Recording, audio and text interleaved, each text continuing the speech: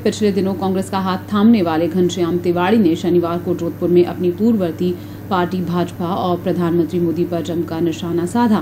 Media से बात में तिवाड़ी ने कहा कि कांग्रेस ने जहां अपने घोषणा पत्र में आमजन के लिए कई योजनाओं को शामिल किया है, वहीं भाजपा के घोषणा पत्र में सिर्फ जुमलेबाजी और झांसेबाजी है। उन्होंने कहा कि भाजपा के घोषणा पत्र में सिर्फ एक नाम है, नरेंद्र मोदी। ये मैं 5 साल पहले महसूस कर चुका था, उन सबसे भी मैं मिला, वो भी ये महसूस करते थे।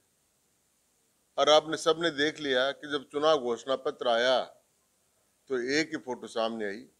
चुनाव घोषणा पत्र में 41 जगह कोटेशन है बीजेपी के, सब जगह नरेंद्र मोदी के ही कोटेशन है।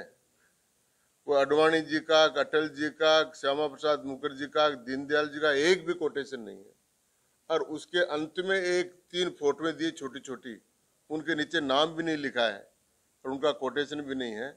मतलब है कि आपको गुमनामी में धकेल दिया गया है। एक सवाल के जवाब में उन्होंने कहा कि वो भाजपा छोड़ने से पहले कई बार पार्टी के वरिष्ठ नेताओं को अवगत करवा चुके थे, लेकिन किसी ने ध्यान नहीं दिया। 2018 को मैंने अमित शाह को पत्र लिख दिया था कि मैंने आपातकाल की लड़ाई लड़ी थी। इस समय अघोषित आपातकाल लागू है देश में, इसलिए मैं अघोषित आपातकाल के खिलाफ आपको त्यागपत्र भेज रहा हूँ। इसलिए मेरा जो छोड़ना था, फिर मैंने देखा कि अपन ने छोड़ा, पार्टी बनाई, अकेले लड़े, तो हम वातावरण बनाने में तो मैं सफल हो गया, लेकिन लड़ने के लिए किसी बड़े प्लेटफॉर्म की आवश्यकता थी और इसलिए मैंने लोकतांत्रिक मूल्यों की रक्षा के लिए कांग्रेस पार्टी में शामिल हो गया। देखिए, मैं कांग्रेस पार्टी में मैं बहुत साफ शब्दों में कहना चाहता हूँ, बिना शर्त शामिल हुआ हूँ।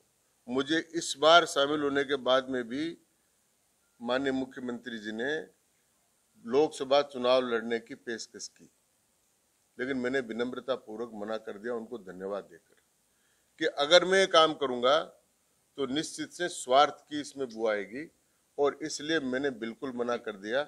और अब भी मैं सरकार में इसमें किसी पद की आकांक्षा मुझे नहीं है, क्योंकि मुझे बहुत कुछ मिला है और मैं इमरजेंसी में लड़ा था। ये बात उन्होंने, मुख्यमंत्री जी ने खुद राहुल जी के सामने कह दी कि इमरजेंसी में जेल में गए थे।